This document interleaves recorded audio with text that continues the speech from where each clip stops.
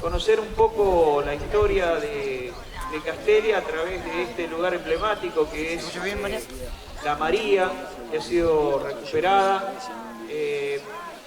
Quizá un poquito tarde, más vale tarde que nunca, como se suele decir. Lamentablemente, como pueden ver, el deterioro es importante, ha pasado mucho tiempo desde que esto dejó de ser atendido debidamente, y estos espacios históricos que tenemos, que no es el único, pero quizás sea el más importante, socialmente quizás sea el más importante. Históricamente, no. Pero eso es adentrarnos por ahí en discusiones y en especificaciones que no vienen al caso. Lo interesante es que hoy estamos acá y por una muy buena iniciativa de las autoridades, de Francisco, que ha tomado esta decisión, toda una decisión de recuperar este espacio. Hoy gente de Castelli y de otros lugares puede estar visitando La María. La María, y así se llama La María porque María Guerrero fue la esposa de uno de los primeros propietarios del que se tiene registro, que es Remigio Molina. En algunos lugares lo van a encontrar como Justo Molina, pero hay documentos que se contradicen en una y otro sentido con el nombre de Molina, que fue el iniciador de esto que estuvo orientado desde un principio, en virtud de la calidad de la tierra sobre la que estamos, para hacer algo productivo orientado hacia las especialidades, hacia lo específico de los frutales, ¿no? En detrimento, o por lo menos dejando de lado lo que se hacía con el tema de la ganadería, que era lo habitual hasta ese momento.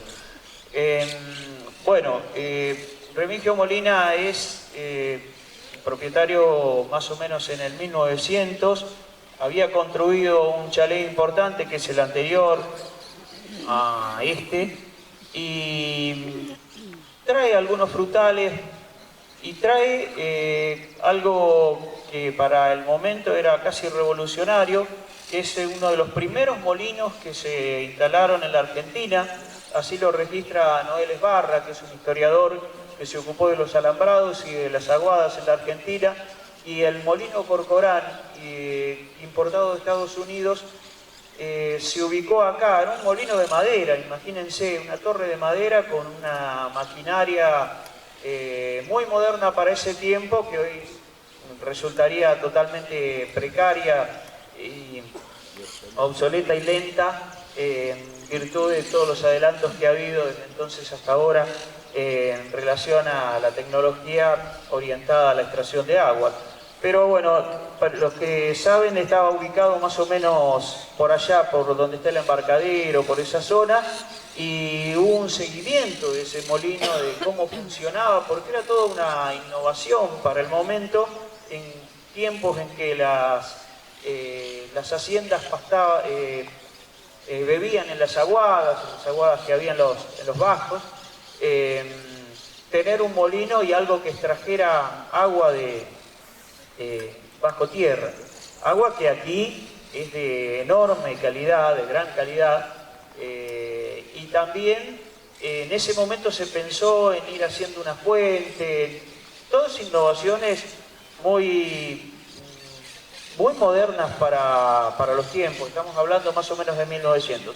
Después de Justo Molina, estas propiedades pasan a Martínez, quien las compra para sus yernos, de apellido Ferrell, y Samón y Requejo son los propietarios que también avanzan con la idea de producir frutales por acá. Lo hacen durante algún tiempo, después continúan dos de ellos, y en 1925 va a llegar quien es el propietario más importante y el que en la historia se ha encargado de reconocer como el hacedor de las bases para que después la María sea la California. Es Samuel Levy. Samuel Levy ha sido todo un personaje en la historia argentina y también un poco emblemático de ciertas cuestiones que han tenido que ver con el devenir de inmigrantes que se enriquecieron aquí en Argentina. Samuel Levy era uno de ellos y bueno, y él estuvo desde un principio orientado a la creación de los frutales. Para ello se valió de un asesor muy importante que fue el señor Lezama Lima.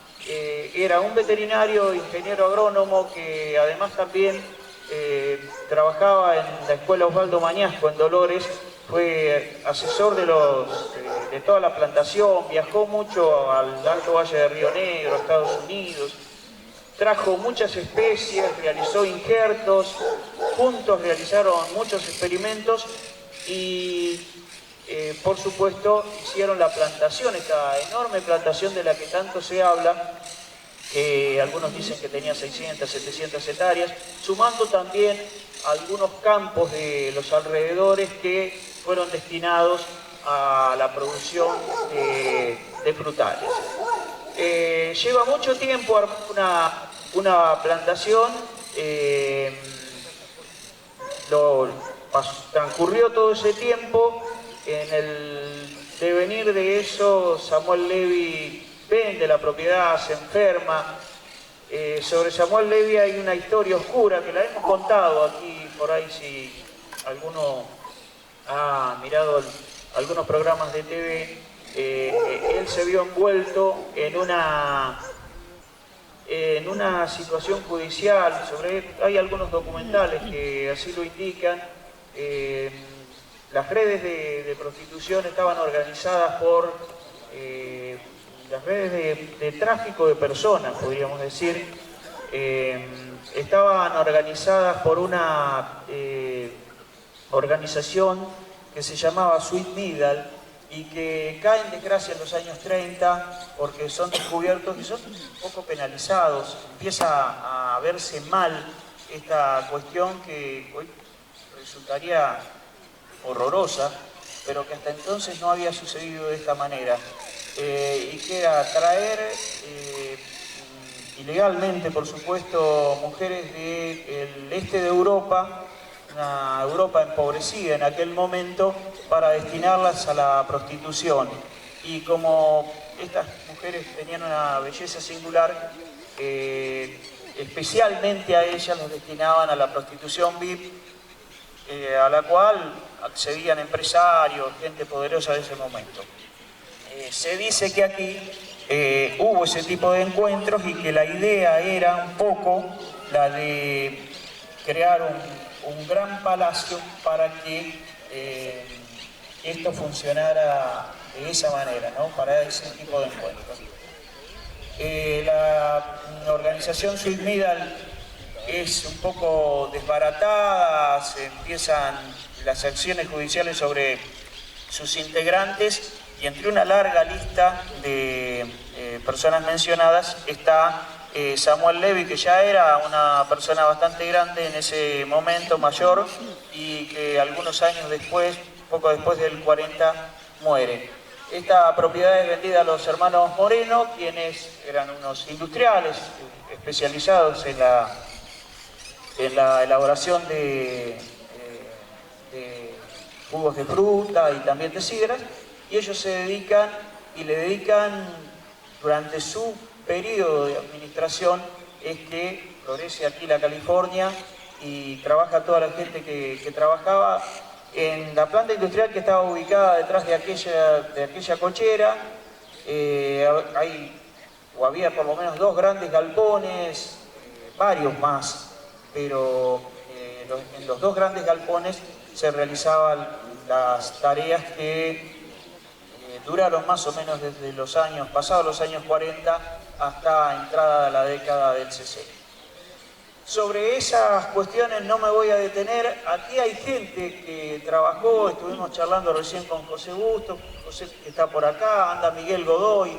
Ellos eran muy jóvenes en ese tiempo, lo siguen siendo ahora también, y por ahí la veo a la señora Mancilla que está por ahí, Julia, gracias por venir, y seguramente otros testigos que estuvieron aquí en la California. Ha venido gente de muy lejos por la curiosidad que ha generado en todo este tiempo este lugar, la María, la California, como gusten llamarlo, y por supuesto yo soy agradecido a quienes han decidido que dijera estas palabras o que hiciera este comentario. En realidad tengo en mis manos dos libros que pertenecen a Daniel Irusta, que hubiera sido, qué lindo que hubiera sido, que hubiera estado Daniel aquí. Lamentablemente hace algunos años nos dejó. Él le dedicó muchísimo tiempo, era un historiador local, lo cuento para quienes no lo conocieron, y él sostenía que esto debía venir a manos públicas, ¿no? Que debía ser el Estado, en este caso municipal, quien fuera el propietario de este lugar para preservarlo. Daniel escribió estos dos libros, los recomiendo porque tienen el testimonio de mucha gente con la que él se entrevistó, gente que trabajó por aquí, que fue protagonista de mucho tiempo de sus vidas y que después con mucha nostalgia le contó a Daniel su testimonio acerca de esa experiencia de trabajar en este lugar. Bueno, él se ocupó, por supuesto, de esta investigación, también lo hizo parcialmente Juan Carlos Cuyá, que escribió la historia de Castelli, la historia integral, otro libro que recomiendo para quienes están acá, y de algún modo yo los frecuenté mucho. No es que sigo con la historia, pero bueno, si alguien la tiene que contar, que quizá, si no hay otro, la cuento yo. Así que por mi parte voy redondeando esta pequeña intervención. Muchas gracias por haber venido. Lindo recuerdo que vamos a tener hoy. Todos los chicos, todos. Cococho, ¿andás por acá? Sí. Ahí está, no podía faltar. Faltan más chicas. Y yo creo que a las 3 tendríamos que gritar.